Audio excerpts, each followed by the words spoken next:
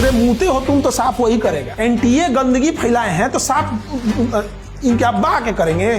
चोट्टा कहीं का कहता है कि पैसा नहीं लेंगे, तुमको पीटा सब नहीं, ये गनीमत है। ये एक आतंकवाद से कम घटना है क्या? किसी बच्चे के आप 20-20 लाख बच्चों के भविष्य से खेल लिए। इनको फांसी के नीचे कोई सजा नहीं होनी चाहिए। अब उन बच्चों की उंगलियों को देखिएगा, यहाँ कलम के दाग पड़े होंगे, पकड़े पकड़े यहाँ पर कलम का दाग आ जाता है। और ये कुछ लोग कहते हैं कि पढ़ने वाला बच्चा है, उसे दोबारा एग्जाम देने में क्या दिक्कत है? ये किस लेवल का जाहिल इंसान बोल सकता है उसे यूनिवर्सिटी बोर्ड एग्जाम और कंपटीशन एग्जाम में अंतर नहीं समझ में आया? अरे हम कहते हैं जिसके पास पैसा है उसके लिए सरकार खोल देना कि भैया ये वाले में पैसे वाले चले जाओ, इसमें ये वाले आएंगे।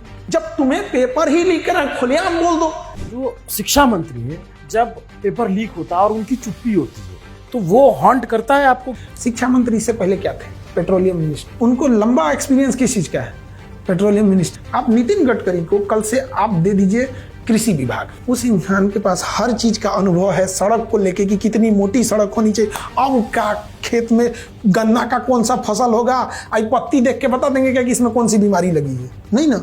सेनापति को बड़ा योद्धा होना जरूरी है, वरना सेना इज्जत देना छोड़ दे। चर्चाएं किस बात की होती है? राणा प्रताप की सेना लड़ी थी बहादुरी से। जानते हैं राणा प्रताप की सेना क्यों बहादुरी से लड़ी? क्योंकि राणा प्रताप खड़े थे। एनटीए को कंटिन्यू करना चाहिए, खत्म कर देना चाहिए। एनटीए को खत्म कर देना, एनटीए के बस का। जैसे एनटीए के जो डीजी हैं अभिषेक, उनका बयान आया कि किसी को बख्शेंगे नहीं, सीबीआई को जांच सौंपेंगे और सरकार जो है ऐसी कार्रवाई करेगी कि पीढ़ियां याद रखेंगी। सजा को कोई पीढ़ियों याद रखे ना याद रखे, लेकिन ये पीढ़ी हमेशा याद रखेगी एनटीए को। ये पीढ़ी हमेशा याद रखेगी ऐसे बदतमीजों के हाथ में हमारा सिस्टम था, जिन गधों को कुछ नहीं आता था। सोचिए कितना शर्म की बात है कि बच्चों ने बताया है एनटीए और गवर्नमेंट को कि पेपर लीक हो गया है, जांच कीजिए। बच्चों ने प्रूफ दिया है, स्क्रीनशॉट दिया है कि देखिए ये एग्जाम है, इसके 2 दिन पहले 2 घंटा पहले ये क्वेश्चन मैच किया। तो कह रहे हैं हो। अगर अब देखिए, अब मैं ये मानता हूं अगर इस पर कोई अगर राजनीतिक रूप से कोई कुछ कर सकता है तो प्रधानमंत्री कर सकते हैं। तो प्रधानमंत्री को अगर आपको एक खुला खत लिखना हो कि आदरणीय प्रधानमंत्री जी, सविनय निवेदन है, इसमें आप क्या बोलेंगे सर?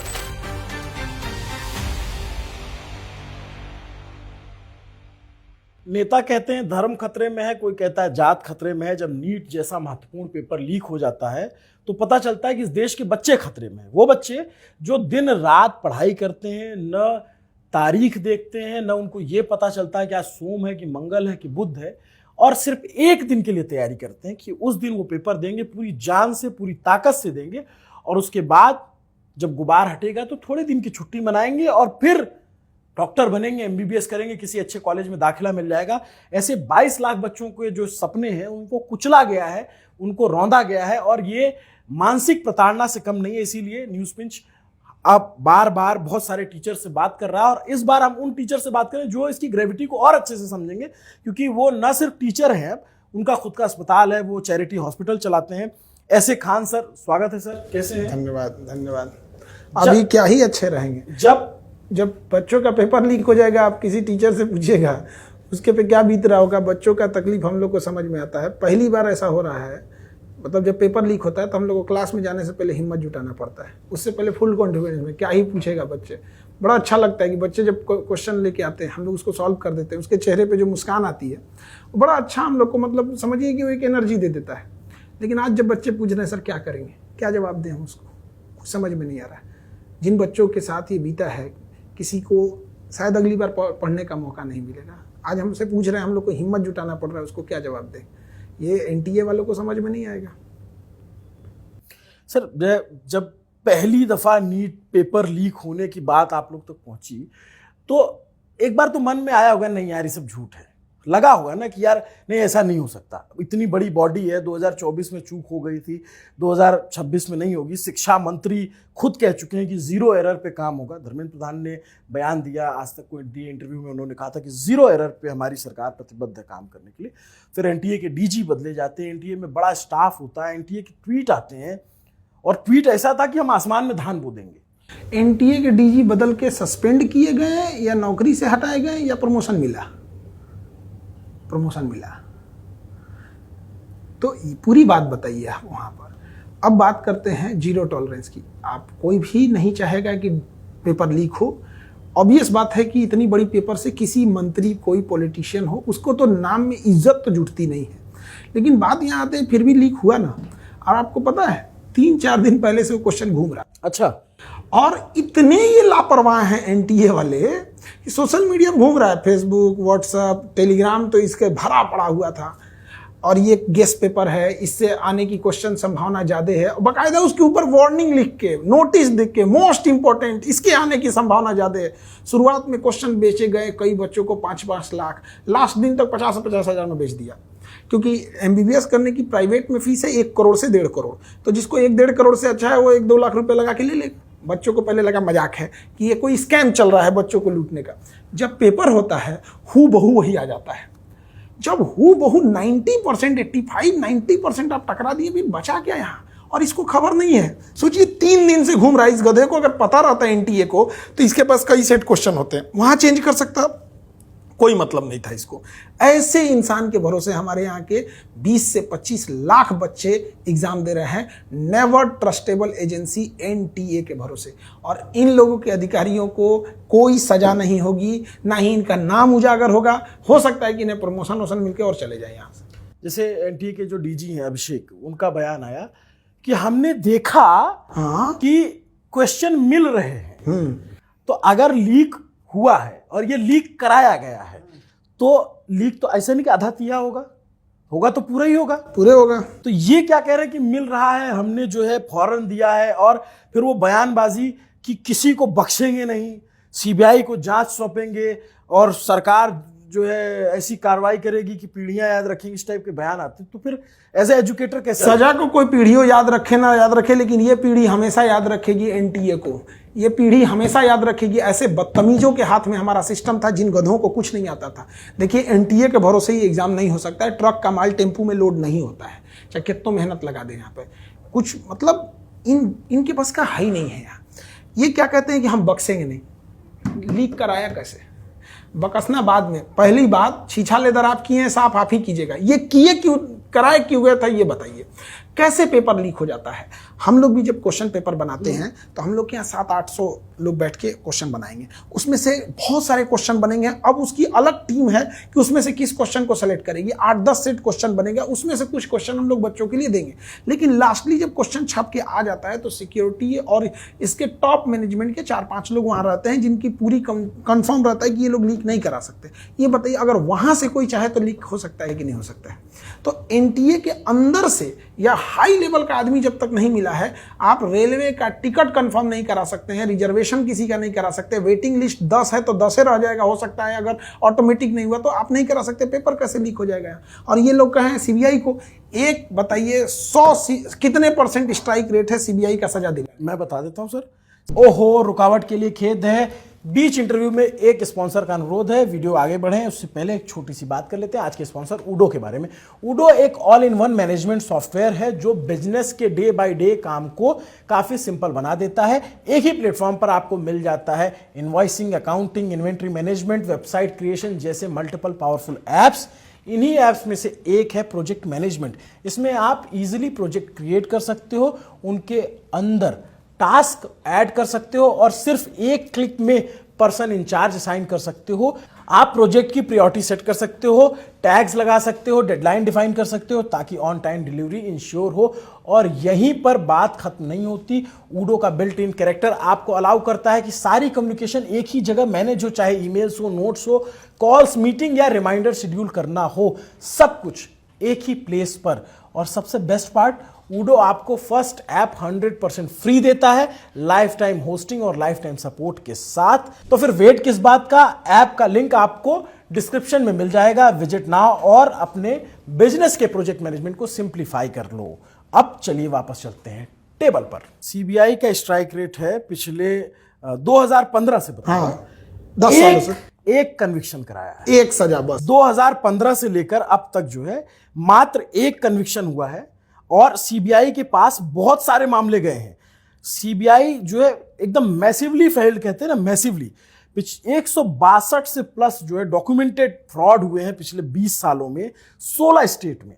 और जहां पर हर दल की सरकारें रही, ज्यादातर बीजेपी की सरकारें रही हैं। 12 से प्लस जो इसमें कई सारे लीडर्स के नाम आए। अब तो सर जो है, हम तो अभी नाम ले लेंगे तो मुकदमा हो जाएगा। हम तो ऐसे लोगों को जानते हैं जो पेपर माफिया थे, विधायक हैं, आरोप नहीं साबित हुआ, तो नाम ले लेंगे तो कहेंगे कि जो है हमको माफिया बता रहा अभी। सीबीआई मतलब समझिए नोकिया मोबाइल देखे थे, एक टाइम पे था, तब टाइम था कि सीबीआई को उसके घर वाला नहीं पूछता है तो सीबीआई किस लिए है कि आपको किसी नेता को पकड़ के लाना है, ये सब के लिए सीबीआई है। इसके लिए तो एनआईए को लगाइए। ये एक आतंकवाद से कम घटना है क्या? इस किसी बच्चे के आप 20-20 लाख बच्चों के भविष्य से खेल लिए। एक बंदूक चलाने वाले के पास भी होता है, वो कितनों को 20 लाख लोगों को एक बार क्षति पहुंचाने की क्षमता किसी में नहीं है। वो परमाणु बम में भी इतनी क्षमता नहीं है। ये अकेले तबाही कर दिया। एनआईए से नीचे क्यों जांच सौंप रहे हैं? और इसमें सुप्रीम कोर्ट को इन्वॉल्व करिए। सर आपने सीबीआई की बात की ना, सीबीआई का मैं कन्विक्शन रेट निकाल कर, आपका बयान मैंने सुना काफी वायरल हो रहा था, तो मैं सोचा देखा जाए कि एक्चुअल में सीबीआई ने क्या किया है। 2015 से लेकर के इतने सारे, आप तुम ज्यादा पढ़ा रहे हो, आप देख रहे हो कि कितने सारे केसेस उनको जाते हैं, मात्र एक केस में कन्विक्शन हुआ है और कन्विक्शन के नाम पे 2-3 साल 4 साल की सजा होती है। उसमें भी वो 6 महीने में जमानत पे बाहर आ जाता है। कुलदीप सिंह जैसे बलात्कारी को जमानत मिल जाती है तो इन लोग को तो कोई जानता भी नहीं। इसमें मीडिया की भी क्या है, जो नेशनल मीडिया है वो ये दिखाएगी कि 2 आदमी गिरफ्तार, 5 दिन बाद जब उसको जमानत मिलेगी तो नहीं दिखाएगा। कभी ये भी दिखा, सुनते होंगे फला जगह छापा मारा सीबीआई ने, 100 करोड़ रुपया बरामद। उस 100 करोड़ किस बैंक में जमा हुआ सरकार की ट्रेजरी में, कभी सीबीआई ने रसीद दिखाया? देखो ये 100 करोड़ हम पकड़े हैं, इतने जगह से छापा मारे, ये जमा हो गया, इसका उ गया, केक कट गया, सब में बढ़ गया। अब क्या हो रहा है किसी को नहीं पता है। सीबीआई बना कब था? अंग्रेजों ने, जब दिल्ली पुलिस थी तो उसी के समय यहाँ पर बनाया गया, इसलिए कि कोई मुद्दा आया तो उसको दबाने के लिए दे दीजिए। सीबीआई बेसिकली था कि किसी मुद्दे को दबाना है वहाँ दे दीजिए। अभी के टाइम पे सीबीआई की क्या रिलेवेंस है? कोई नेता होता थोड़े है कि उसको पकड़ के 6 महीना रखेंगे और फिर उसको छोड़ देंगे, ऐसा तो है नहीं। आप बताइए, अगर कोई क्वेश्चन पेपर लीक कर रहा है तो उसको पता है कि हम इससे 500-1000 करोड़ का बिजनेस करेंगे। अगर किसी को 1000 करोड़ का बिजनेस का फायदा हो रहा है और उसे 2 साल की सजा ही हो जाएगी तो कहेगा भैया हमारा 3 साल का सजा दे दो। 1000 करोड़ का इन्वेस्टमेंट, 1000 करोड़ रुपया 3 साल की से लोग सऊदी जा रहे हैं काम करने, मजदूरी धूप में 100 मंजिल ऊपर काम करते हैं वो मजदूर 30-40 हज़ार की नौकरी के लिए 2 साल वहां रहते हैं और यहाँ 2 साल की सजा होगी, उसमें बीच में जमानत पे छूट जाएगा। तबीयत खराब होगी तो कभी हो सकता है कि सजा ही माफ हो जाए। अपराध बढ़ने के कारण क्या है? यही 3 कि हम पकड़े ना जाएंगे। जिस दिन ये डर खत्म हो गया कि मैं तो पकड़ा ही नहीं जाऊंगा, और पकड़ा भी गया तो कितना ही आप सजा दिला पाइएगा, सबूत मरवा देंगे। और अगर सबूत आ भी गया तो 6 महीना साल भर की सजा होगी, इससे ज्यादा तो कोई सजा ही नहीं होगी। यही डर नहीं है इन लोगों को। एनटीए के अंदर बैठे हायर ऑफिसर को पता नहीं है इतना तकलीफ होता है एक बच्चे को पढ़ाने में। सोचिए 2 साल एक बच्चा पढ़ाई करता है। अब उन बच्चों की उंगलियों को देखिएगा, यहाँ कलम के दाग पड़े होंगे, पकड़े पकड़े यहाँ पर कलम का दाग आ जाता है। आपको पता है बच्चे लोग 1 टाइम खाना बनाता है ना तो 2 टाइम खाता है, 3 टाइम तो बच्चे खाते ही नहीं है बेचारे। वो भी जैसे मन वैसे खा लिए। लास्ट टाइम एग्जाम जब आता है 2-3 महीने तो बच्चे कहते हैं अरे दाल चावल बना लो, अचार चटनी चोखा से खा लेंगे, कौन बनाएगा सब्जी, बेचारा कि थोड़ा टाइम बचेगा तो हो जाएंगे। 1-1 नंबर से बच्चों की पूरी करियर खराब हो जाती है। और ये कुछ लोग कहते हैं कि जो पढ़ने वाला बच्चा है उसे दोबारा एग्जाम देने में क्या दिक्कत है। ये किस लेवल का जाहिल इंसान बोल सकता है? उसे यूनिवर्सिटी बोर्ड एग्जाम और कंपटीशन एग्जाम में अंतर नहीं समझ में आ रहा है। बोर्ड एग्जाम आप 10 बार देना ना, वो 10 बार दे देगा। दिन में 5 बार एग्जाम लीजिए बोर्ड एग्जाम का, वो देगा। कंपटीशन में 1-1 नंबर मायने रखता है और 1-2 नंबर कई बार ह्यूमन एरर से गलत हो जाते हैं। जैसे मान के चलिए उसका क्वेश्चन नंबर 10, मान के चलिए 25 नंबर क्वेश्चन, उसको ऑप्शन नंबर डी रंगना था, गलती से उसने सी रंग दिया या वो सर्कल से बाहर हो गया। कलर करने में कई बार मिस्टेक हो जाता है बच्चों से, वो ह्यूमन एरर होता है। 1-8 नंबर से उसको पूरा सपना टूट जाएगा। जिन बच्चों ने मेहनत किया है उसको दोबारा एग्जाम होगा। और कितने आराम से ये नालायक टाइप के लोग ये बोल सकते हैं। आप एक गांव का कोई मुखिया होगा, वार्ड मेंबर का जो चुनाव जीता होगा, वार्ड मेंबर लोकतंत्र में सबसे निचला पद पे आएगा वहां, अगर वार्ड मेंबर का चुनाव जीता उससे जाके कहिए ना तो चुनाव तो जीत ही गए हो, एक बार दोबारा इलेक्शन करा लिया जाए, भाग जाएगा वहां पे।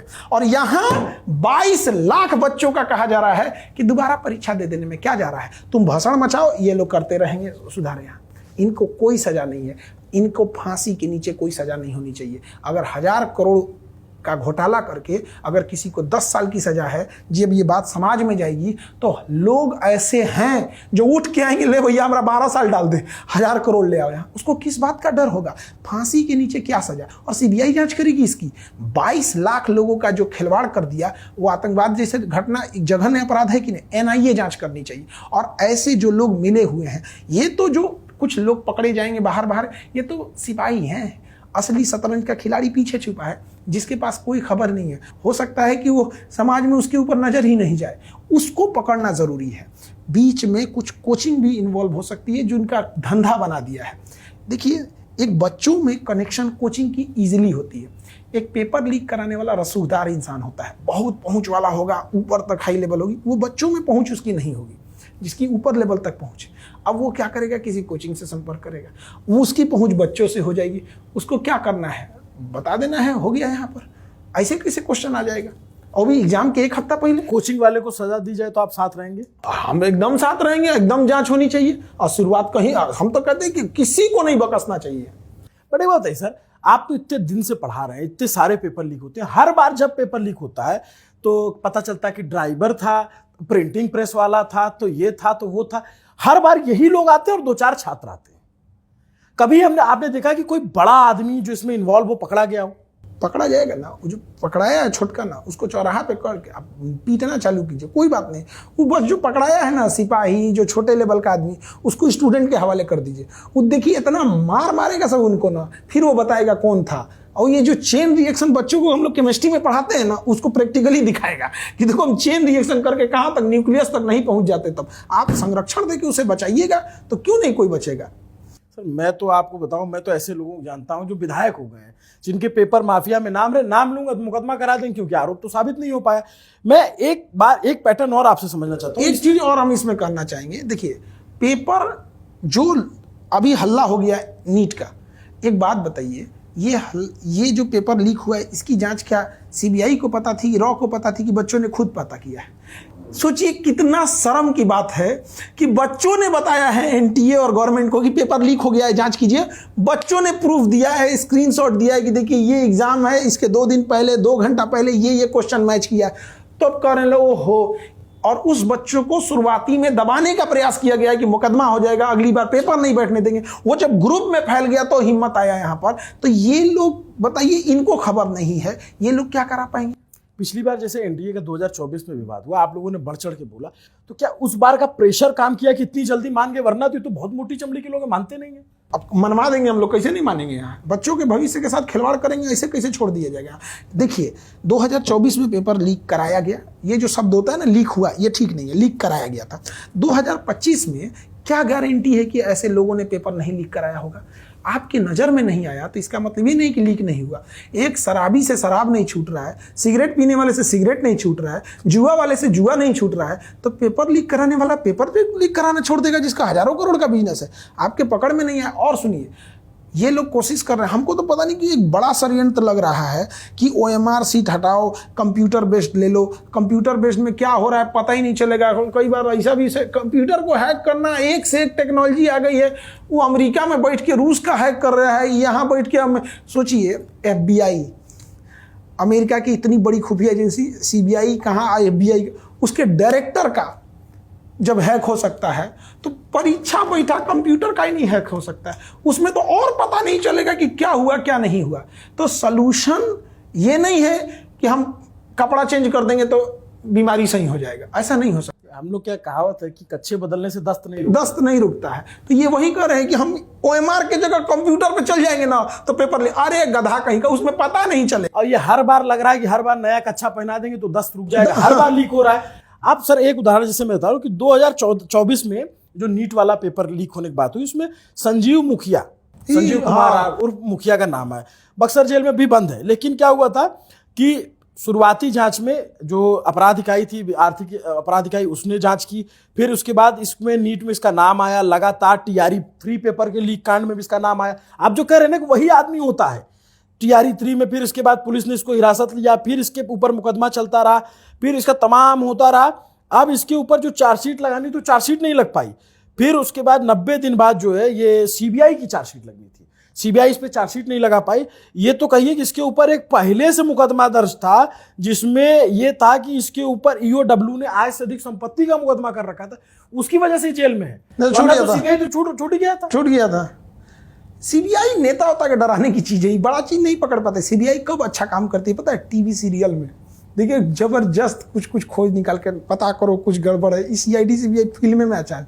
जमीनी हकीकत पे कौन सा, हम आपको पिछले 25 साल का बताते हैं कौन से बड़े मुकदमे को सीबीआई ने किया है?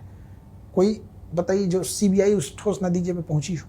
कोई नहीं। कन्विक्शन रेशियो इसका 1% है। तो इससे कौन डरेगा? ये मामला ठंडा करने के लिए है यहाँ, क्योंकि अल्टीमेट बच्चे कितने दिन लड़ाई लड़ेंगे और मीडिया कितने दिन मुद्दों को उठाएगी? 4 दिन बाद इन्हें नया टॉपिक मिलने वाला। पता चला उधर ईरान अमेरिका हार्मूज बंद करके गैस सिलेंडर सोना चांदी महंगा करके मुद्दा चेंज हो जाएगा। इन बच्चों का दुख जानने वाला कोई नहीं है। अल्टीमेटली इन बच्चों को दोबारा मेहनत करना पड़ेगा। बहुत सारे ऐसे बच्चे हैं जिन्होंने अपने दोस्त से 500 रुपया 600 रुपया कर्जा लेके एग्जाम देने गए थे। उनके पास इतने पैसे नहीं होते हैं ना कि होटल में जाके आराम कर ले। वो जब ट्रेन में एक जानवरों की तरह पहुंचा के जाते हैं, फिर उसी रेलवे स्टेशन 20 रुपये का प्लास्टिक बिकता है, उसको बिछा के सो जाते हैं। और बच्चे क्या कहते हैं पता है?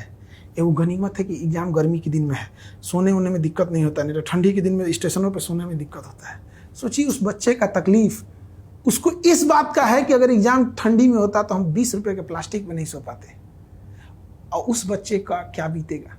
लड़कियों को सोचिए, उनके गार्जियन एग्जाम दिलाने ले जाते हैं, भीड़ में कोई ट्रेन तो चलती नहीं है, जानवर की स्थिति हो जाती है। एक के ऊपर एक आदमी जाता है, कोई 400 किलोमीटर सेंटर दिया है, किसी का 200 किलोमीटर दूर सेंटर दिया है। उन बच्चों का मेहनत का क्या होगा? ये 2 मिनट में जो पेपर लीक कराने वाले ये लोग ही तो कभी नहीं सोचते हैं। ऐसे भी लड़कियां हैं जिनको अब शायद मौका ना मिले, अब उनको शादी ब्याह करा दीजिए। जिसका सपना था ऑपरेशन थिएटर में सर्जरी करने का, अब किचन में रोटी बेलेगी। उसको तो आपने आजीवन कारावास दे दिया। कभी जी पाएंगे कोई इंसान जिसने ये सपना देखा, जिसने दिन रात नहीं समझा? हम ऐसे बच्चा, हमारा तो अभी हॉस्पिटल ना, हम देखते हैं हमारे यहाँ डेली 25 से 30 स्टूडेंट इस बात के लिए आते हैं ना, इनकी गर्दन की हड्डी मुड़ गई है पढ़ते पढ़ते, ये पोस्चर खराब हो जाता है ना, तो ये स्पाइनल कॉर्ड दबने लगता है। ये हालत है। प्रतिदिन 25 से 30 बच्चे ऐसे आते हैं जिनका पढ़ते पढ़ते पढ़ते ये गर्दन की हड्डी मुड़ गई है, अब उनको सर्वाइकल पेन होता है, पोस्चर से ठीक किया जाता है उनका।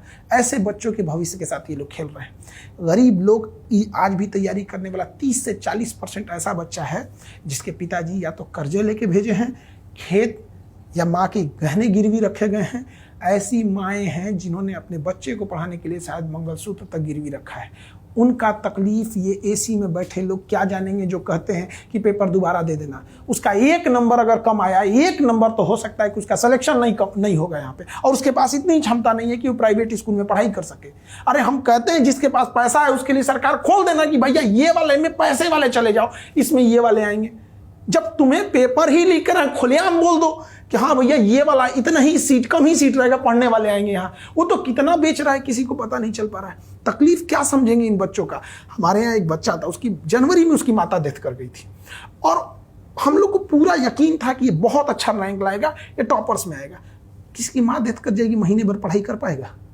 उसको हम लोग बाबू भैया बोल के, बाबू देख माता के लिए पढ़ाई कर, इस बार तुम डॉक्टर बन, तुम अपनी माँ को नहीं बचा पाए गरीबी की वजह से, अच्छे डॉक्टर बनना, गरीबों का इलाज करना। वो हिम्मत जुटा के फिर पढ़ाई किया। आज आपको पता है मेरे ऑफिस में आता है पूछने, सर से हमको मिलना है। हमारी हिम्मत नहीं हो रही, हम क्या बोलेंगे उसके सामने, क्या बोले बताइए हम उसको जाके। वो पूछ रहा है हमको सर से मिलना है।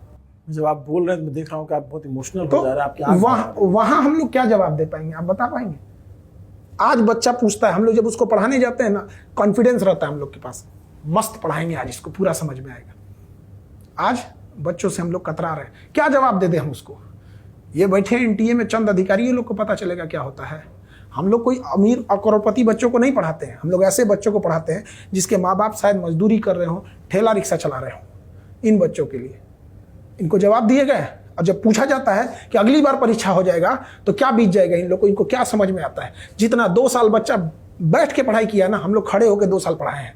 जितना कलम उसका घिसा है उतना मार्कर हमारा भी घिसा है, उसके साथ साथ हमने भी मेहनत की। 6-6 महीना काम टीचर्स रोक के रखते हैं कि दिवाली की छुट्टी होगी ना तो हम ये वाला काम कर लेंगे, होली की छुट्टी होगी तो हम सब ये वाला काम कर लेंगे। टीचर की भी अपनी फैमिली होती है कि बच्चे को कभी हम लेके जाएंगे यहाँ पर, उनको लौटा देंगे। ये बोलते हैं कि बच्चे जो पढ़ने वाले हैं दोबारा परीक्षा दे सकते हैं। मतलब सच अ पेनफुल, मतलब आपसे बात करके तो एकदम जैसा लगता है कि ये किसी टेरर एक्ट से कम नहीं है। और मैं वो आपको देख रहा हूँ, आप जिस भाव से कह रहे हैं, और आप अकेले व्यक्ति नहीं हैं, मैं महसूस कर पा रहा हूँ कि आप वो लाखों बच्चों की पीड़ा और वेदना के साथ कह रहे हैं। और मतलब मैंने आपको नहीं देखा इस तरीके से इमोशनल होते, आपकी आंखों में इस तरीके से पानी आते, मैंने मतलब नहीं, आप समझिए हम किसके लिए लड़ाई लड़ रहे हैं? बच्चों के लिए। हमसे हमारी आज जो जिन लोगों ने शिक्षा को धंधा बना दिया था, आज वो टीचर हम लोग को मतलब नफरत करते हैं हम लोगों से कि इस इंसान की वजह से मेरी कमाई बंद हो गई।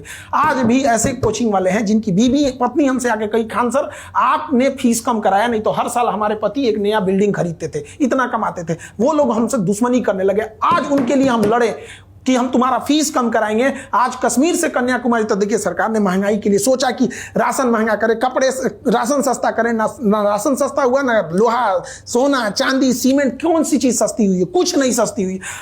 लड़ते लड़ते हमने एजुकेशन सस्ता करा दिया।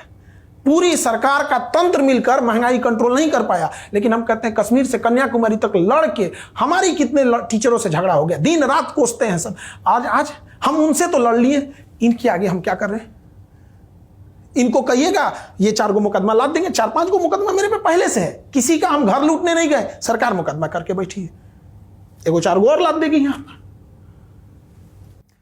और ये जब कहा जाता है एनटीए की तरफ से कि हम दोबारा परीक्षा कराने के लिए रजिस्ट्रेशन नहीं कराएंगे और फीस नहीं लेंगे, तो लगता है कि एहसान लाद रहे हैं। तो सुरे मुंहते हो तुम तो साफ वही करेगा। एनटीए गंदगी फैलाए हैं तो साफ इनके अब्बा के करेंगे।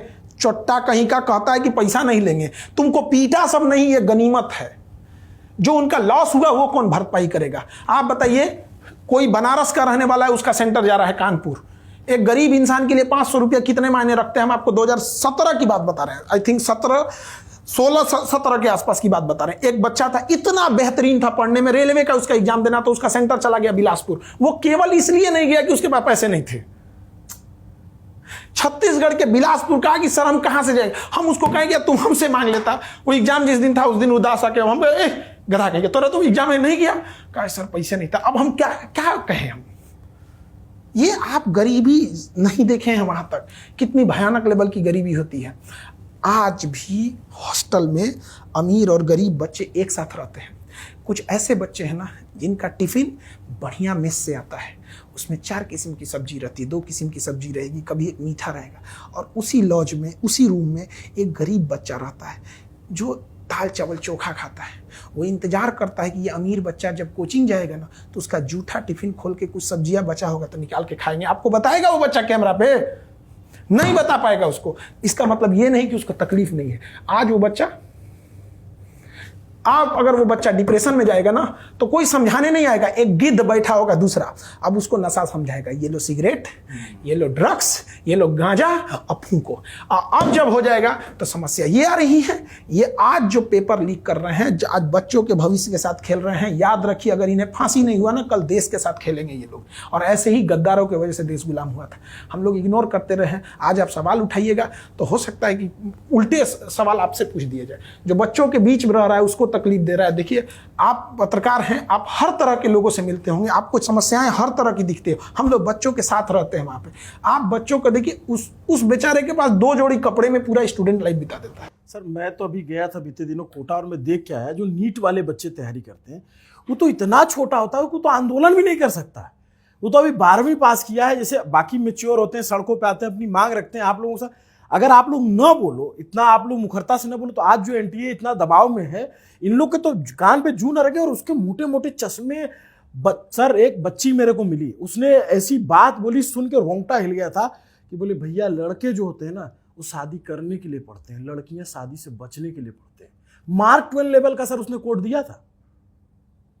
अब सोचिए कि वो कह रही थी कि हम घर पे क्या जवाब देंगे। मेरे पास इतने मैसेज आए भरे पड़े हुए हैं कि हम मिलाए हमारा 680 नंबर था, हम मिलाए हमारा 710 नंबर था। मेरा छोटा वाला भाई दिन भर खुश था, अब सिर्फ रो रहा है। भैया आप लोग समझाइए, सर लोगों से अपील करवाइए। मैं आप लोगों से सर थोड़ा निवेदन करूंगा कि बच्चों के लिए थोड़ा सा बोलिए कि वो इतना डिमोरलाइज ना हो कि वो अगला पेपर देखिए, वो तो लड़ेंगे बच्चे, वो पेपर से लड़ेगा, सबसे लड़ेगा। लेकिन आप यकीन मानिए, इस एग्जाम के बाद बहुत सारी लड़कियों से उनके सपने छीन लिए जाएंगे। बहुत सारे बच्चे, हो सकता है 1-2 नंबर से नहीं हो तो उनका वो मजदूरी करने के लिए निकलेंगे। उसका क्या?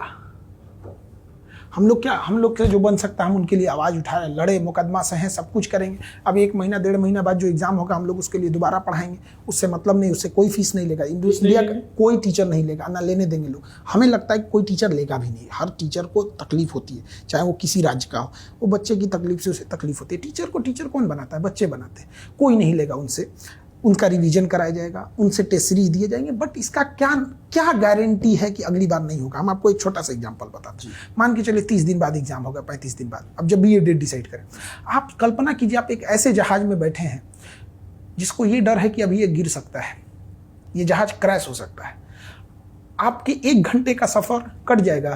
अरे सर, हाँ, उसका 1 महीना काटना है इसी तकलीफ के साथ कि मेरा पेपर होगा, अगला क्या ठीक है कि पेपर लीक नहीं हो, और क्या ठीक है कि अगला पेपर इतना टफ कर दिया जाए कि शायद इनकी कलम ना उठे। आप बताइए, तकलीफ आप जान रहे हैं बच्चों की, उनका 1 महीना कैसे कटेगा ये कोई नहीं जानता है। आज आप भी जाइए किसी हॉस्टल पे, बस रात अंधेरा होने दीजिएगा, 11-12 बजे, देखिएगा कोई बच्चा रेलिंग पे आया होगा, ना उसके हाथ में मोबाइल होगा ना कुछ, सर दीवार से टेक लगा के सोचता होगा कि मेरा भविष्य क्या होगा। उस बच्चे की उम्र कितनी हुई? 16-17 साल का, 11-12 का बच्चा है, जिसके ऊपर सही से अभी उसने देश दुनिया नहीं देखी, लेकिन सिस्टम ने उसको खा गया। आप दे देंगे उसको जवाब? हम समझाए तो, हम बता तो रहे हैं कि एनटीए की वजह से ना हम लोग को बच्चों के सामने जाके क्या बोले, हम तो फिर से कहेंगे उठ खड़े हो, रात कितनी भी बड़ी क्यों न हो, अंधेरा सुबह होने से नहीं रोक सकती है। हम उसको साहस देंगे, लेकिन आप वहां बैठ के सोच के देखिए, बाहर से बकअप करना, वाह ये शॉट मार दे, वो शॉट मार दे, तो बहुत आसान होता है। बिल्कुल होता है। ये बहुत फ्रस्ट्रेटिंग जॉब होता जा रहा है। मैं तो देख रहा हूँ, आप हर दूसरे पेपर के बाद मैं आपको सड़क पे देखता हूँ, हर दूसरे एग्जाम के बाद मैं आपको देखता हूँ कि आप किसी न किसी पे लड़ते भिड़ते नजर आते हो, या फिर सवाल उठाते नजर आते हो। मुकदमा झेल रहे हो तो अलग की बात है, बहुत टेंशन होता है। मुकदमा करने के लिए हो जाता है, उसके बाद जो उसकी कोर्ट की प्रोसेस होती है बहुत लंबी होती है। बड़ा ह्यूमिलिएशन फील होता है जब कोई एक आपका नाम पुकारा, अभी कोई मर्डरर है, किसी ने मर्डर किया है, किसी ने रेप किया है, फिर कुछ देर बाद आपका भी नाम पुकारा जाएगा। कोर्ट में तो सब वही होते हैं, क्या किए थे? तो भैया हम बच्चों के लिए लड़ाई लड़े थे। लेकिन वो हम लोग को ये दिखाना चाहते हैं, तुम ज्यादा लड़ेगे ना तेरे को बंद कर देंगे, तुम ही को दोषी घोषित कर देंगे। लेकिन ये भूल जाए, हम बच्चों के लिए ही सारे शिक्षक खड़े थे और हमेशा उनके लिए खड़े रहेंगे।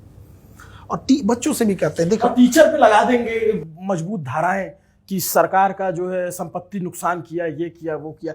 जो अभी ये कानून आया इसको लेकर के, आप लोगों ने उसको देखा होगा, 10 साल की मैक्सिमम सजा है और मैक्सिमम जो जुर्माना है वो 1 करोड़ रुपए का है। आपको लगता है ये सफिशियंट है? 1 करोड़ तो जो एमबीबीएस का बच्चा फॉर्म लिख करेगा उसी से एक आदमी से कमा लेगा। वो नियम इसलिए नहीं लाया गया था कि पेपर लीक ना कराए, वो पेपर लीक को प्रमोट करने के लिए ये कानून है कि भैया 10 से 1 करोड़ का जुर्माना है और 10 साल की सजा है। क्योंकि ये तो प्रमोट हो जाएगा ना कि भैया 1000 करोड़ रुपए का बिजनेस है और 1 करोड़ 10 करोड़ जुर्माने लग जाएगा, तो उसको क्या जा रहा है? आरओआई देखिए ना कितना जबरदस्त है उसका। क्यों 10 साल की सजा नहीं है, 10 साल की मैक्सिमम सजा है। मैक्सिमम सजा के लिए जज को लिखना पड़ेगा रेयरेस्ट ऑफ रेयर, तब ना जाके वहां का उसका प्रोसेस हो जाता है ना कि अगर आप किसी भी सजा में मैक्सिमम देंगे तो उसको जज को ये दिखाना पड़ेगा, नहीं ये इस तरह के अपराध का टॉप था। छूट जाएगा तो इतना पैसा बचा रहे विधायक ही लड़ जाए, उसके पास इतना पैसा बचेगा कि जल्दी छूट जाएगा। देखिए हम हमेशा बताते हैं, 2024 में भी मामला सुप्रीम कोर्ट में गया, आपको ये समझना पड़ेगा कि सुप्रीम कोर्ट सुप्रीम है, वो निर्णय देती है। निर्णय और न्याय में अंतर होता है। बच्चे को निर्णय सुना दिया जाता है कि ये हो गया, काम खत्म। न्याय नहीं मिलता है। यदि न्याय मिलता तो 2024 का नीट का पेपर कैंसिल होता 100% होता। उस समय भी लीक था पूरा, अब 100%। और इस बात की कोई गारंटी नहीं कि 25 वाला में ना लीक हुआ हो, पता नहीं चला। और लीक के जो डॉक्टर बनेंगे मार डालेंगे मरीज को, क्या बनेगा वो डॉक्टर? और वही डॉक्टर जाके मेडिकल कॉलेज में जो पढ़ने वाले बच्चे हैं उनको बिगाड़ेंगे, उनको नशा लगा देंगे, उनको भी चौपट करेंगे, मारधार करेंगे, कॉलेज का एनवायरनमेंट खराब करेंगे। मरीज थोड़ा सा प्रॉब्लम में होता है, 2-3 तमाचा मरीजे को मार देंगे। अक्सर दिन सुनते हैं ना कि ये सब चीजें क्यों होता है, ये हो रहा है सब चीजें। बट सर फिर तो ऐसा लगता है कि भरोसा ही उठ जाए। मतलब हम लोग, मतलब मैं कल जब ये खबर आई ना, मतलब मैंने कभी नीट का पेपर नहीं दिया सीरियसली। ना कभी मैंने जो है जेई दिया, कभी कोई परीक्षा नहीं दी, लेकिन अपने आप एक इमोशनल हो गया कि मैं उन बच्चों को देखा था और मुझे लग रहा था कि यार इन बच्चों के साथ तो ऐसा अपराध हुआ है कि ये देशद्रोह, इस पे तो एनएसए, देशद्रोह की धारा जितनी भी यूएपीए सब लगा देना चाहिए इन पे। यूएपीए ऐसे ही गधों के लिए बना ही है। देखिए आप समझिए एक बच्चे की मेंटेलिटी, जब कोई बच्चा नीट की तैयारी करता है ना, जब शीशे के आगे अपना बाल झाड़ता है सुबह ना, तो अपने आप को एक एस्पिरेंट नहीं देखता है, वो देखता है कि जब हम डॉक्टर बनेंगे ना तो व्हाइट एप्रन पहनेंगे, यहाँ स्टेथोस्कोप लगाएंगे। बच्चों का सपना होता है स्टेथोस्कोप के आगे नाम रहेगा, शॉर्ट में डॉक्टर लिखा रहेगा, डॉक्टर ये फलाना कुमार, ये सिंह, ये वो सपने में जी रहा होता है। हर दिन वो जब आता है तो सोचता है कि जब हम डॉक्टर बन जाएंगे तो मेरा ये शेड्यूल रहेगा, अपना हॉस्पिटल लाएंगे, आधे मरीजों का कम पैसे में इलाज करेंगे, कुछ जो मरीज एकदम गरीब होगा उनका, मतलब वो जी रहा है, प्रतिदिन वो सपने जी रहा है, वो पढ़ रहा है और सपनों को जी रहा है। फिर वो घर देखता होगा, बूढ़ी माँ है, कई ऐसे बच्चे हैं जिनकी माँ बीमार होंगी, पैसे नहीं है इलाज कराने की, वो ये सपने देखते हैं कि हम इलाज करेंगे। अच्छा, उन बच्चों का क्या होगा सपने का? एक नंबर अगर ह्यूमन एरर से अगर गलत हो गया, और हर मैच में तो सचिन भी सेंचुरी नहीं मारा। नहीं, एक मैच हो जाए तो कहिए ना दोबारा हो जाएगा, कोई दिक्कत नहीं है, तो हो जाएगा, नहीं होगा यहाँ पे। लेकिन ये है कि 20-22 लाख बच्चे हैं, बलि का बकरा चढ़ा दो इनको, कोई पूछने बट सर एक बात, तो एनटीए से पहले जो व्यवस्था थी, पीएमटी, एआईपीएमटी, ये सारी व्यवस्था थी, ये कहा गया कि एनटीए आ जाएगा तो व्यवस्था एकदम चाक चौबंद हो जाएगी, एकदम दुरुस्त। आपने एनटीए का वो पुराना वाला ट्वीट देखा था जिसमें उन्होंने कहा कि this is not your classroom class exam, वो आपने देखा था वो ट्वीट? आपने बहुत एरोगेंट में कहते हैं this is not your board exam, this is not your school exam. मतलब इन लोगों ने ऐसा अपने आप को समझ रहे थे जैसे भगवान टाइप के बन गए हैं ये लोग। मतलब उसमें ये था कि you think it's just a question paper, this is the biggest illusion student life in. इस तरीके से पूरा एकदम mock test doesn't scare you, the scale showed up, इस तरीके के पूरा एकदम ऐसा लग रहा था जैसे कि कोई आया है जो लड़कों से खुन्नस में लड़ाई लड़ रहा है और वो लिखा है, बाद में इसको डिलीट किया। देखिए एनटीए में कौन आ जाता है पता ही नहीं चलता। आपको प्रोसीजर पता है कौन एनटीए में आएगा? हाँ, मुझे थोड़ा सा ये समझाइए, जो लोग दर्शक जिसे मान लीजिए जो नीट और इन सब से नहीं जुड़े, पहले क्या व्यवस्था थी, बाद में क्या व्यवस्था बनी, क्या चल रही है, क्या समस्या है?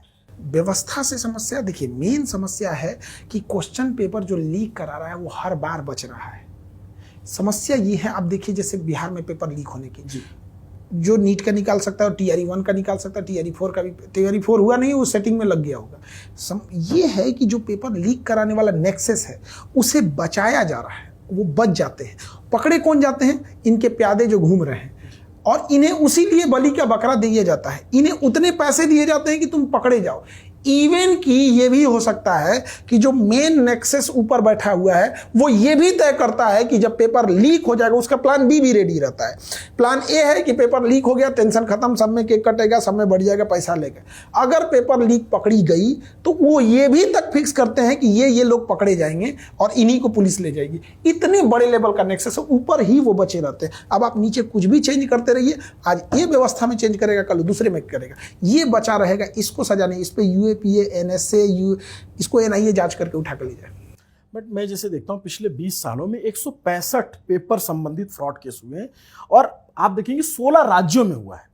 मतलब जिस गुजरात मॉडल की बात की जाती है, उस गुजरात में बहुत सारे पेपर लीक हुए, तमाम राज्यों में हुए। मैं ये जानना चाहता हूं कि क्या कोई व्यवस्था ऐसी बनी नहीं सकती? मतलब आप लोग या मैं आपसे कब तक इस पे बात करता रहूंगा, आप लोग कब तक लड़ते हो? कोई सोल्यूशन नजर आता है कि कहीं जाकर के ये रुके? बाकी आप तो पढ़ाते हो, मैं क्या दूसरे देशों में कैसा होता है, मतलब क्या है?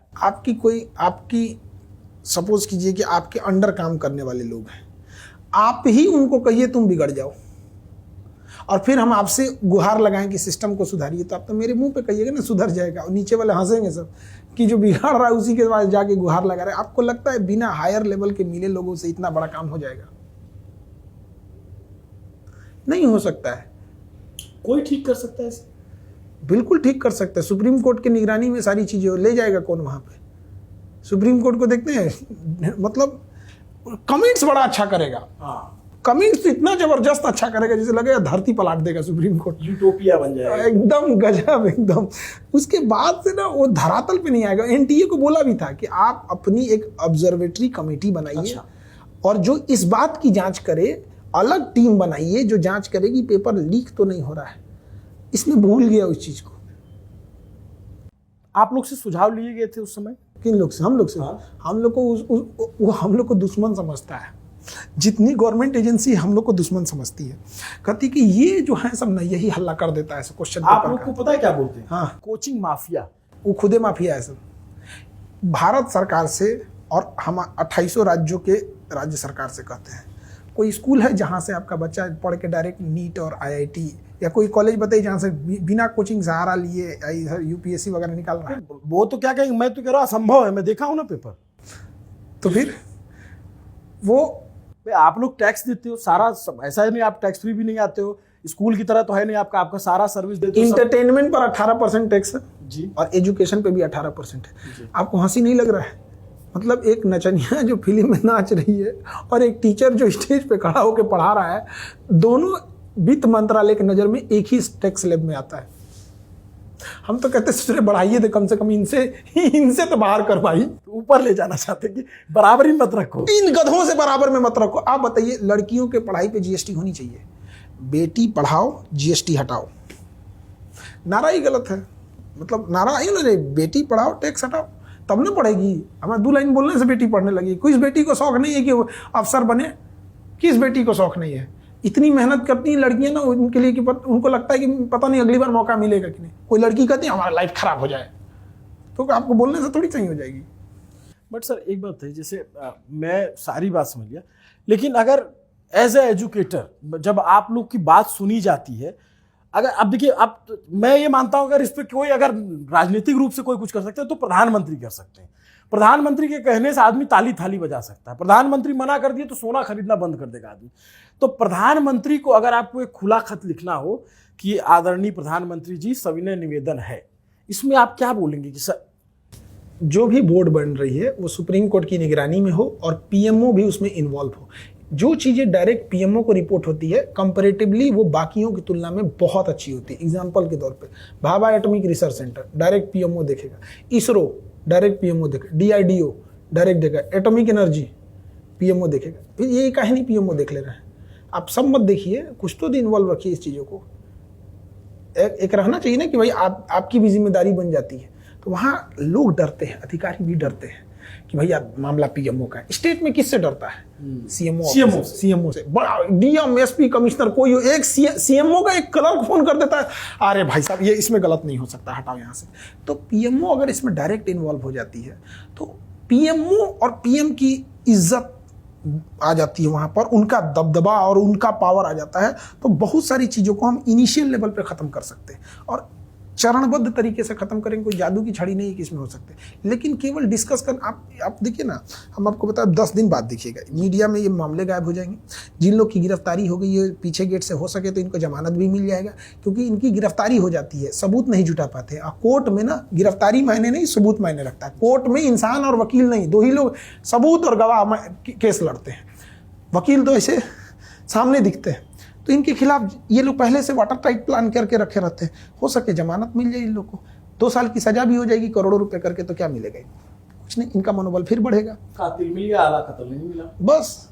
और हमें तो जहां तक लगता है कि जो इतना बड़ा नेक्सस है वो भी फिक्स करके रखता है। देख भाई, ये 100 आदमी की टीम है, 95 बचे रहोगे, ये 5 लोग तुम्हें पकड़े जाना है। और ये पकड़े जाने के ये तुम्हारा मेहनताना अलग से चल जाएगा। उसको कौन सा फांसी लगने का डर है? यहाँ किसी को कहिए तुमको 5 करोड़ रुपया देंगे, 2 साल जेल जाओगे, तो कहेगा भाई हम 3 साल चल जाएंगे, दे दे। मानते हैं इस बात को? मानता हूँ इसको। तो फिर ये जो CBI पकड़ के घूम रही है, 4 लोग को कड़िया टोपी पहना के ये पकड़े गए हैं, इस CBI को टोपी पहना दिया है। तो इनको सामने क्यों नहीं रखते, एकदम दिखाए सामने, इनकी बेइज्जती हो। भाई आपने एक बात बोली बातचीत में कि आदमी कानून से ज्यादा लो क्लास से डरता है। बिल्कुल।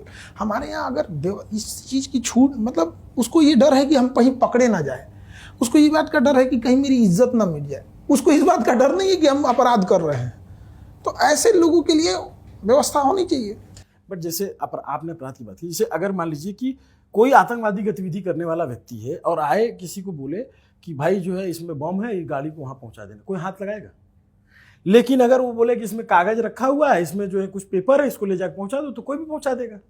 उससे पहले वाले लाइन पे आइए, उसको आतंकवादी को हम लोग राष्ट्रीय लेवल का जोड़ के देखते हैं कि राष्ट्र से गद्दारी है। पेपर लिखवा को ससुरा राष्ट्र से गद्दारी है, 10 साल की सजा। किसी आतंकवादी को 10 साल की सजा दीजिएगा कि फांसी दीजिएगा? फांसी देंगे। आप पेपर लीक वाले को 2 साल की सजा देंगे। सजा का लेवल भी जो होता है ना, वो स्टैंडर्ड दिखाता है अपराध किस लेवल का है। अगर किसी को 3 महीने की सजा है तो आप ये नहीं कह सकते हैं कि भैया ये बहुत बड़ा अपराधी होगा। तो सजा का लेवल भी अपराध को डिसाइड करता है। जब आप 10 साल की सजा रखें, इसका मतलब आपने उसको बहुत भयानक तो अपराध की श्रेणी में खुद ही नहीं मान रहे हैं। एनटीए को कंटिन्यू करना चाहिए, खत्म कर देना चाहिए, एनटीए को खत्म कर देना चाहिए। एनटीए के बस का नहीं है। फिर क्या ऑप्शन होगा? अलग एजेंसी बनाई जाए और उस एजेंसी क्या का गारंटी कि फिर आपको कहेंगे पीएमओ वाला नहीं, उस एजेंसी में फिक्स हो कि पूरी पारदर्शिता हो कि इसमें वही लोग आ सकते हैं जिन्हें फेयर एग्जाम कंडक्ट कराने का अनुभव है। यूपीएससी कंपैरेटिवली बाकियों की तुलना में ज़्यादा साफ सुथरा है। कुछ टीम यूपीएससी से लाए। स्टेट पीसीएस में बहुत सारे स्टेट पीसीएस के ईमानदार अफसर हैं, उन्हें लेके आए जाए। एनडीए सीडीएस जैसे एग्जाम जो यूपीएससी ही कराती है, जो वहाँ कंडक्ट कराए, उसकी एक कॉमन टीम हो। एक जगह से टीम ना है, एक जगह से आने में मुंह से मुंह मिला लेता है, सेटिंग कर दो, काम खत्म। मल्टीपल्स टीम रहे, पारदर्शिता रहे, उसमें इन्वॉल्वमेंट ऑफ सुप्रीम कोर्ट रहे, सुप्रीम कोर्ट के रिटायर्ड जज हर टीम में बैठे, टीम का डिसाइड हो कि क्वेश्चन का स्टैंडर्ड क्वेश्चन ये टीम डिसाइड करेगी। अगर स्टैंडर्ड बहुत भयानक हो गया या एकदम लो हो गया तो आप जिम्मेदार हैं। व्यवस्था ये टीम देखेगी कि एग्जाम सेंटर पे व्यवस्था ठीक है या नहीं है, एग्जाम सेंटर पे किसी तरह की धांधली तो नहीं है, आप देखिए। क्वेश्चन पेपर की सिक्योरिटी, सेफ्टी लीक ना हो, इसको आप देखिए। इससे ये फिक्स हो जाएगा कि भैया मेरी गलती होगी, हमारी गर्दन फंसी है, हम निपट जाएंगे।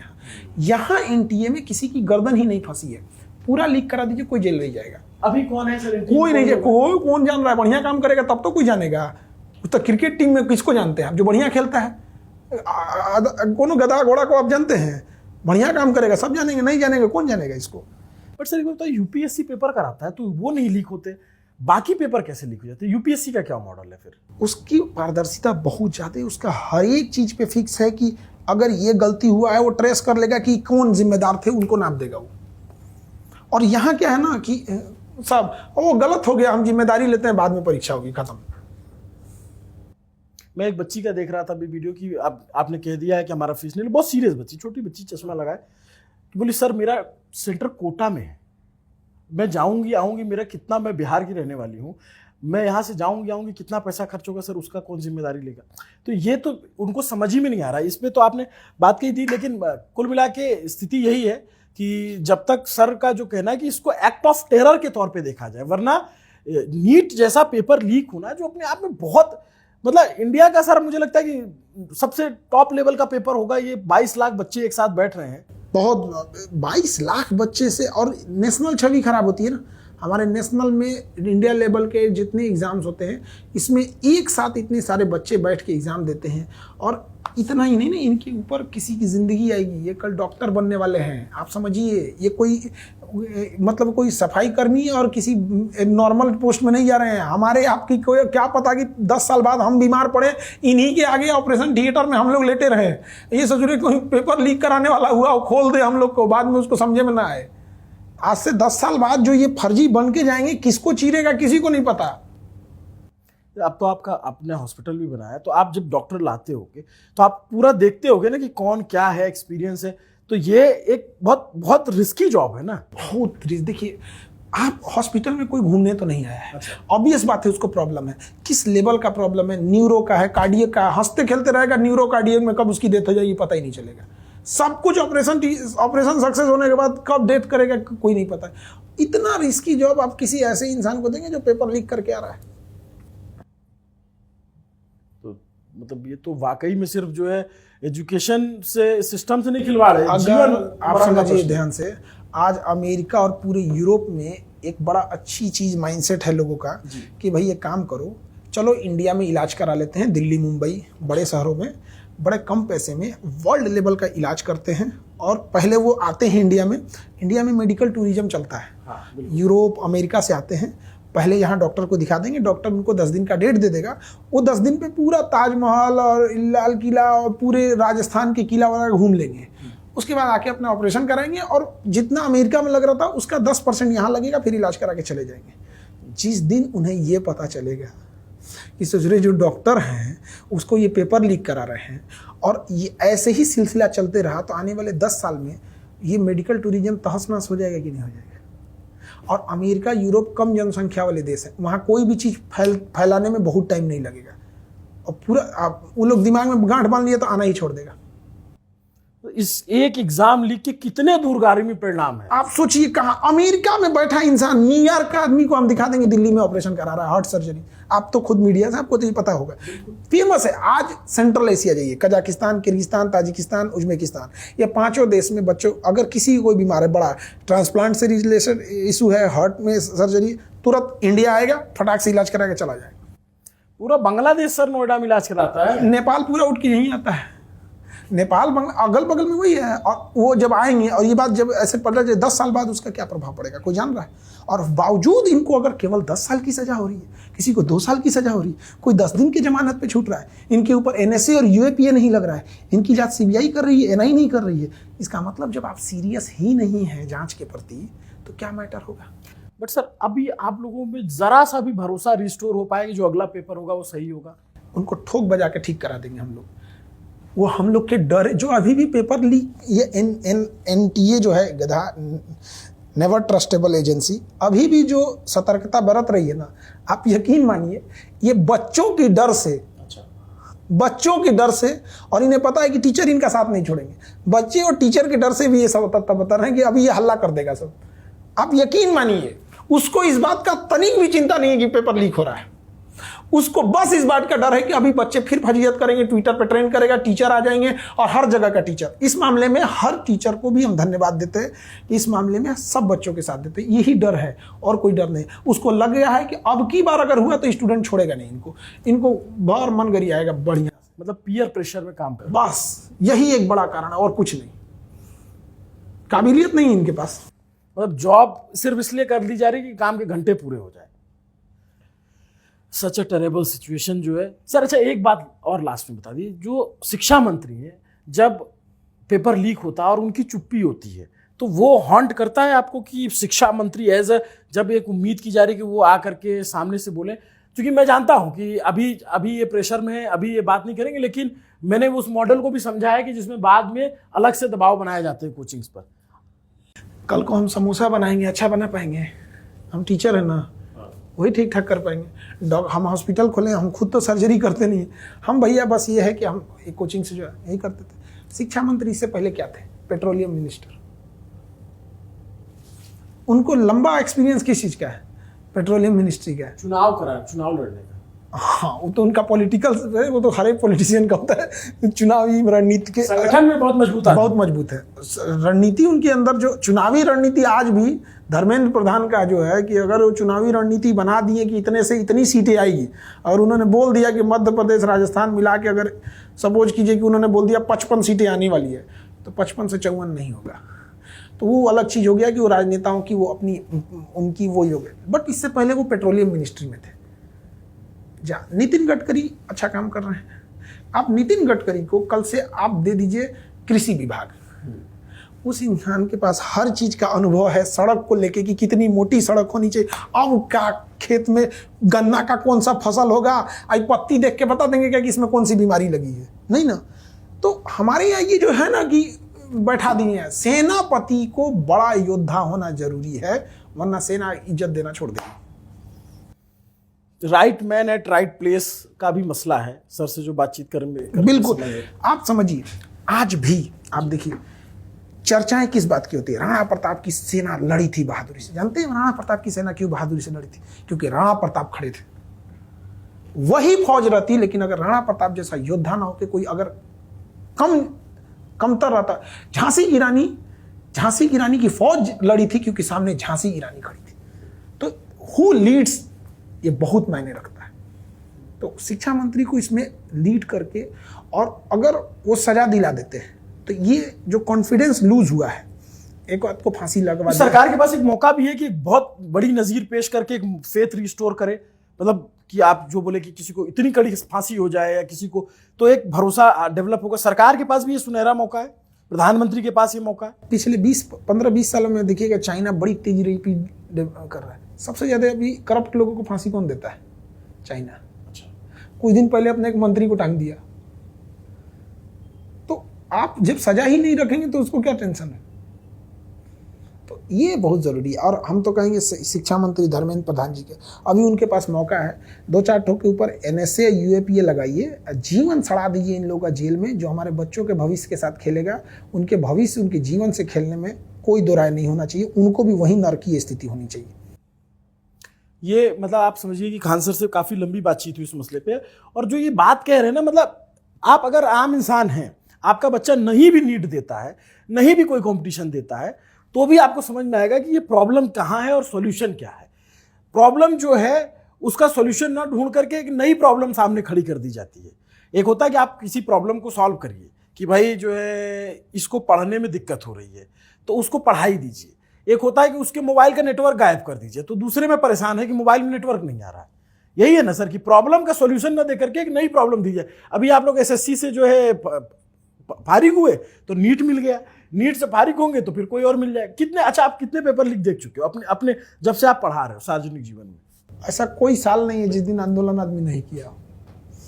कई आदमी पूछता है कि आप पढ़ाइए नहीं, सब क्या कर रहे हैं। हम कह रहे हैं कि भैया आप एक काम कीजिए, आप ही इन बच्चों की लड़ाइयाँ लड़ दीजिए। हम लोग इसलिए आते हैं कि मामले की गंभीरता राष्ट्रीय लेवल तक इसे पहुंचाया जा सके। हम लोग को भी शौक नहीं लगा होता है। किस इंसान को शौक लगेगा 5-5, 6-6 को मुकदमा लदाने का? आप सोचिए, आप पत्रकार हैं, आपका सवाल उठाने का, हम लोग संस्था चलाते हैं, 5 को केस लाद देगा, कहाँ जाएंगे हम लोग? और पता लगा पटना में भागलपुर से बुलावा आया है। हाँ, पटना में जानबूझ के केस ऐसे ही करता है सर। 5 कोना से करेगा सर। यहाँ पटना में किशनगंज में बुलावा आ जाएगा, पटना में है तो आरा से आ जाएगा। वो तो प्रॉब्लम एरिया है, बट मतलब एक एक बात आपकी इतनी सच लग रही है और इतनी सही लग रही है कि इस पे अगर अमल हो जाए तो इनको भी कोई जरूरत नहीं है यहाँ पे आकर के इंटरव्यू दें या अपने वीडियोस में बोलें। इनका काम पढ़ाना है। मैं पटना गया हूँ, बिहार में मैंने देखा है कि कितनी लंबी लंबी क्लासेस होती हैं, एक साथ क्लास चलती है 4-4 घंटे, और इतनी भीड़ होती है सर। मैं तो आपके क्लास में देखा हूँ, अभी मैं पटना होकर आया था, आप नहीं थे उस समय। तो इनका काम है, इनको लगता है कि इनके पास यही समय नहीं है कि कौन सा बैच कब चालू हो, कौन सा बैच कहाँ से चालू होगा, कौन सा कहाँ खत्म होगा। इनके पास इसी बात से फुर्सत नहीं है कब पढ़ाएं, कितना पढ़ा दें। जितना पढ़ाएंगे उतना कम पड़ता है। लेकिन अब जब कोई टीचर आप समझिए कि सड़क पे आके मांग करेगा, इंटरव्यू दे रहा है और तमाम बातें कर रहा है, तो उसको लगता है कि यार वो उसके लिए एक फ्रस्ट्रेटिंग जॉब हो जाती है। मतलब खान सर को इस इंडस्ट्री में एक मतलब कोई बड़ी बात नहीं, मतलब बड़ा टर्म यूज करूंगा मैं, रेवोल्यूशनरी के तौर पे देखा जाता है कि इन्होंने एक शिक्षा, जो कोचिंग बहुत ज़्यादा पैसे में होती थी, इन्होंने कम पैसे में पढ़ाना शुरू किया और उसके बाद बच्चों का एक हुजूम आया और वो बच्चे इनको भगवान की तरह देखते हैं। जब उनके साथ कुछ गड़बड़ होता है तो वो इनकी तरफ मुंह फैला खड़े रहता है कि सर कुछ बोलेंगे, सर जो है हमारे लिए आंदोलन करेंगे, सर जब आए तो मुकदमा हो जाए। अभी सर इतनी सारी बात करके गए, हो सकता है ये जैसे ही नीट का मसला शांत होगा फिर सर पे 4 बात ला दी जाएगी कि आपने ऐसा कहा था। बट सर का कोई एजेंडा नहीं है। सर किसी सरकार के खिलाफ, किसी मंत्री के खिलाफ, किसी कोई भी देश में प्रधानमंत्री बन जाए, नेता बन जाए, इनको तो चाहिए कि बस सुचारू ढंग से चीजें चलती रहे। नहीं चलती तो ये सामने आते हैं। और अभी तो खैर आपको बहुत ढेर सारी शुभकामनाएं। आप सर बहुत नेक काम कर रहे हैं, अस्पताल 2 चला रहे हैं, उसके लिए भी बहुत बहुत बधाई, धन्यवाद। और आपसे हम ये वादा लेना चाहेंगे कि मैं पटना आऊं और आपके साथ चल के देखूं कि आप हॉस्पिटल कैसे चला रहे हैं, कोचिंग कैसे चला, 2 काम एक साथ कैसे कर रहे हैं। इस पे भी आप समय दीजिएगा तो जो है एक लंबी बातचीत वहाँ पे उस सिस्टम को समझने के लिए की जाएगी। देखिए, सबका सहयोग हो जाता है ना तो बहुत अच्छा लगता है। एक छोटा सा हॉस्पिटल का एग्जाम्पल बताते हैं। एक पेशेंट था, वो कुछ ले गया तो उसका रैपर गिर गया, हो सकता है दवा का होगा या किसी का प्लास्टिक नहीं हो जाता है, उस खोला और वो गिर गया नीचे। तो एक दूसरा पेशेंट उठा के उसे डस्टबिन में डाला, कहा कि आपन अस्पताल है ना, हम लोग का जिम्मेदारी है। ऐसे चल जाता है। 99.99 लोग इतने अच्छे आते हैं, एक आध तो नमूने हर जगह रहते हैं। But it's challenging job hospital चलाना, बहुत चैलेंजिंग, बहुत, आप सोच नहीं सकते कितना चैलेंज है। कितने डिपार्टमेंट्स होते हैं, बहुत चैलेंज है। और हमने तो देखा कि आप बहुत सस्ते में MRI करवाते हैं, बहुत सस्ते में ऑपरेशन हो जाता है, सब कुछ हो जाता है, फिर भी कोई आता होगा कि आपके नाम पे की जो है। हाँ, वो हर डेली कुछ ना कुछ ऐसे होते ही हैं। अब कुछ चीज़ें, अब एक मरीज था, उसको डॉक्टर साहब देख रहे थे, आधा घंटा देखे, हो सकता है कोई बीमारी होगा, हड्डी के डॉक्टर थे, तो बीच में कहें कि एक काम करिए एक्सरे करा के लाइए। तो गए, तो हम अपना ही हॉस्पिटल तुरंत हो गया, लेके कहे कि इसमें उतना नहीं समझ में आ रहा है, CT स्कैन देख लेते हैं। वो देखे, फिर 3-4 डॉक्टरों की टीम बुलाए। बाद में पता चला ना उसको न्यूरो का प्रॉब्लम है। तो जो हड्डी गर्दन की होती है ना, इसमें समझ, मतलब ये दोनों कॉमन आ जाता है यहाँ पे। तो फिर से न्यूरो में भेजा गया, तो एक ठो आके शिकायत कर रहा है, कौन सी व्यवस्था है, आधा घंटा से वो अंदर घुसल है। ये भैया तो उसमें हम क्या करेंगे? कोई मरीज को अगर आधा घंटा लग रहा है तो ये सोचिए कि 50 रुपए में एमडी डॉक्टर आधा घंटा दे रहे हैं, इसमें क्या खराबी है? और ये मैं तो इस मॉडल को समझना चाहूँगा कि आप चला कैसे रहें, और मैं इसके लिए पटना ज़रूर आऊँगा जब भी आपको समय मिलेगा, ताकि देश में एक मतलब मुझे लगता है वो विजुअली अभी कहीं नहीं आया है। हॉस्पिटल के अंदर की चीजें बहुत ज्यादा विजुअली नहीं कर सकते ना, क्योंकि नहीं, वो नहीं, मतलब वो स्ट्रक्चर आपने कैसे बनाया। आप जैसे मैं जॉब करता था, तो जब जॉब छोड़ी तो अपना जब संस्थान बनाना शुरू किया तब पता लगा कि अच्छा ये बल्ब यहाँ लगता है, ये चीज़ यहाँ लगता है। आप टीचर थे, आपको पता है कि ब्लैक बोर्ड कितने का आएगा, ये स्मारकर कितने का। अब आपको बेड खरीदना पड़ रहा है हॉस्पिटल। कई बार उसमें बिठाया जाते हैं 1 लाख का बेड हमको 1.5 लाख का थमा दिया। तो कितना पाप लगेगा उसको, मतलब चैरिटी का काम कर रहा है। हाँ, तो कुछ होते हैं तो फिर वेंडर चेंज करना पड़ा कि भाई तुम चैरिटी वाला इसमें 2 पैसा कम कर यार, तुम 1.5 गुना मार्जिन मार दे रहा है इसमें। नहीं सर, बहुत बहुत बहुत बहुत नेक काम कर रहे हैं। हम लोग से जो बन पाएगा हम जरूर करेंगे, और उस पर लोगों को भी ये प्रेरणा देंगे कि कुछ ऐसा शुरू कीजिए आप जिसमें आम लोग भी जो है ना भागीदारी दे सकें, क्योंकि आप अकेले कितना बर्डन उठाएंगे। मतलब आपके पास कोचिंग है, मुझे पता है कि आपका जिस मॉडल पे चल रहा होगा, आपका कोचिंग का प्रॉफिट आप अस्पताल में लगाएंगे। बिल्कुल, मुझे समझ में इतना आ गया, क्योंकि 50 रुपए में एमडी डॉक्टर कहाँ देख पाएगा। आप जो एमआरआई जो है 1700-1800 रुपए में कर रहे हैं, जो 6000-7000 में होती है, तो उसका मतलब है कि आप प्रॉफिट वहां लगा रहे हैं। बट कुछ ऐसा मॉडल लाइए जिसमें बाकी लोग भी सहयोग कर सके। देश में बहुत सक्षम लोग हैं सर, और बहुत अच्छे लोग हैं, बहुत मदद करते हैं। मैंने ये देखा है और जरूर करेंगे। So on that note, thank you so much. Khan sir ने जो कहा है ये सिर्फ लोगों के लिए नहीं है, ये बात हमने इसलिए इतनी रिकॉर्ड की कि ये नीति नियंताओं तक पहुंचे, ये शिक्षा मंत्री तक पहुंचे, ये प्रधानमंत्री तक पहुंचे। जब प्रधानमंत्री राजस्थान में जाते हैं और कहते हैं कि कांग्रेस ने पेपर माफिया को पनाह दी है, और उसके बाद जब उनके राज्य में जब इस तरीके से पेपर लीक होता है, तो फिर सवाल उठता है कि माफिया तो वही है, सरकार किसी की भी हो, सिस्टम तो उन्हीं का चल रहा है, तो ये बदलेगा कब?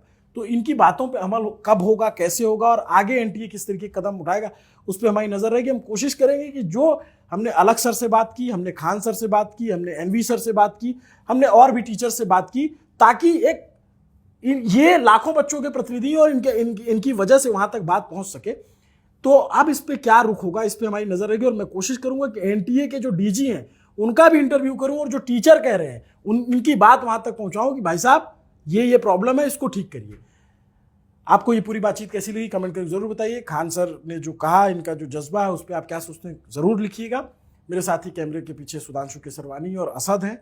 अभिनव पांडे नाम है मेरा। न्यूज़ पेज देखते रहिए। शुक्रिया।